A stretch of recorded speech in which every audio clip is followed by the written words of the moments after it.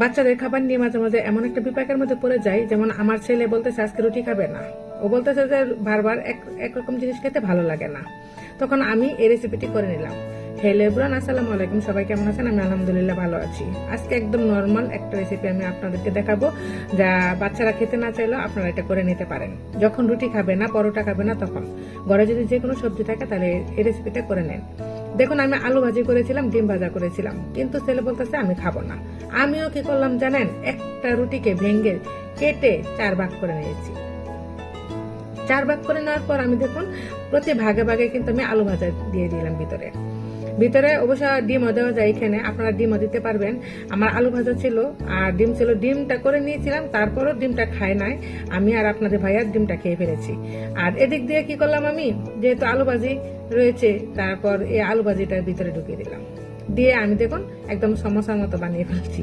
কারণ আমার মনে হয়েছিল যে আমার ছেলে তো আমি বুঝি, আর প্রত্যেকটা মাই কিন্তু তার সন্তান কোনটা পছন্দ করে, কোনটা খাবে, কি খাবে না খাবে, সেটা আমার মনে হয় সব মায়েরাই জানেন।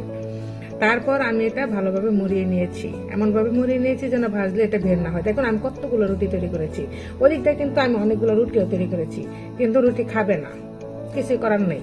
আর রুটিও যদি খায় না, একটা রুটির উপরে খায় না, তখন আমি একটা রুটি দিয়ে আমি এই প্রসেসিংটা করে নিলাম। তারপর দেখুন একদম ডিম ভাজার মতো তেল দিয়েছি, খুব একটা বেশি তেল না। আমি একটা ডিম ভেঙে নিয়েছিলাম, এই ডিমটা ভেঙে তারপর ডিমের মধ্যে যে ভেঙে তারপর এর মধ্যে মুড়িয়ে মুড়িয়ে আমি এর মধ্যে দিয়ে দিয়েছি।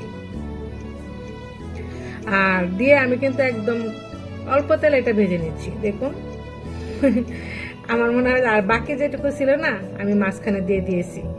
আচ্ছা আপনারাই বলুন তো কেমন হয়েছে, ভালো হয়েছে না মন্দ হয়েছে? আমি কিন্তু খুব বেশি তেলও দিই নাই, আর খুব বেশি কোনো কিছু আমার কিন্তু অতিরিক্ত লাগে না, শুধু একটা ডিম, এই ডিমটা লেগেছে, কারণ একটা ডিম তো ও এমনিতেই খাইতো, তাই না?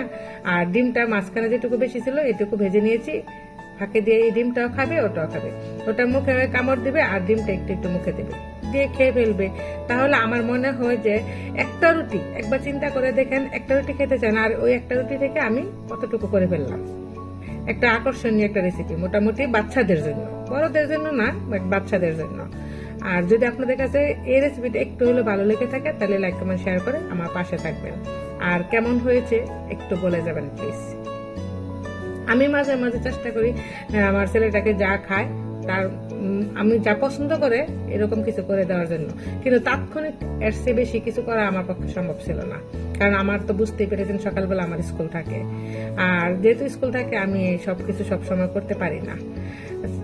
ছেলে চাইলেও করতে পারে না। তবে চাকরিজীবী মায়েদের জন্য সবচেয়ে বেশি সুবিধা হলো রুটি বানাবেন আর এইভাবে একটা বানিয়ে দিবেন, খেয়ে ফেলবে বাচ্চারা, অনায়াসে খেয়ে ফেলবে। আর ওই যে চুলাটা জ্বলতেছে না, চুলাটা আমি কিন্তু ওই চুলার মধ্যে এটা বানাইছিলাম, যার কারণে বন্ধ